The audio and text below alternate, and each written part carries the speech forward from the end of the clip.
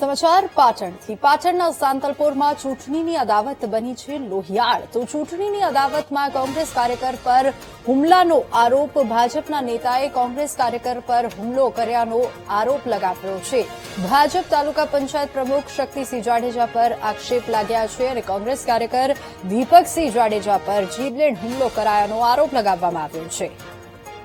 વધુ વિગતો સાથે સંવાદદાતા ભરત આપણી સાથે ફોન લાઈન પર જોડાઈ ગયા છે જી ભરત ભાજપ પ્રમુખ પર હુમલાનો આરોપ શું વધુ અપડેટ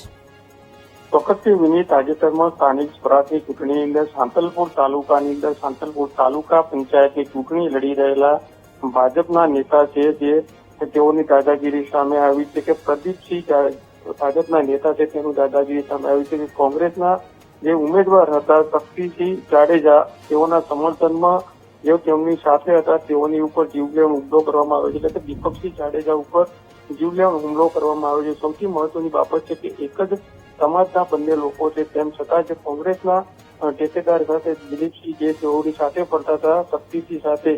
તેની અદાવત રાખી તે સમયે પણ તેઓને ટેલિફોનિક ધમકી આપવામાં આવતી હતી કે તમે ચૂંટણીની અંદર કોંગ્રેસની અંદર પ્રચાર ના કરશો આવી બધી બાબતે ટેલિફોનિક પણ દાદાગીરી આપવામાં આવતી એટલે ગઈકાલે મોડી સાંજે જે શક્તિસિંહ જે ભાજપ તાલુકા પંચાયતના પ્રમુખ બન્યા છે અને તેઓના દ્વારા જ પ્રદીપસિંહ ઉપર જે રીતે શક્તિસિંહના જે ઠેકેદાર છે દિલીપસિંહ તેઓની ઉપર જીવલેણ પાઇપની લોખંડની જે પાઇપ હોય છે તેના વડે હુમલો કરવામાં આવ્યો છે અને સાથે પોલીસ ઉપર પણ આક્ષેપ લાગી રહ્યા છે કે પોલીસ દ્વારા જે હુમલાના સીસીટીવી છે તેને દબાવવાનો પ્રયાસ કરી રહ્યા છે અને હજુ સુધી આ બાબતે ફરિયાદ નોંધાવવા માટે અનેક વખત રજૂઆતો કરી હોવા છતાં પણ પોલીસ આ બાબતે હજુ ફરિયાદ નથી લેતી એટલે કહી શકાય કે ભાજપના નેતાની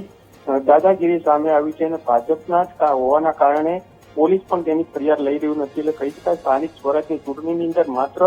300 થી વધુ માર્જિનથી નજીવા માર્જિનથી હાર્યા હતા એટલે ક્યાંક ને ક્યાંક પોતે એ સમયે પણ હાર ભારી ગયા હતા અને તેની અદાવત રાખીને તેઓની ઉપર અત્યારે હુમલો કરવામાં આવ્યો છે અને જે ઇજાગ્રસ્ત છે તે અત્યારે સારવાર હેઠળ છે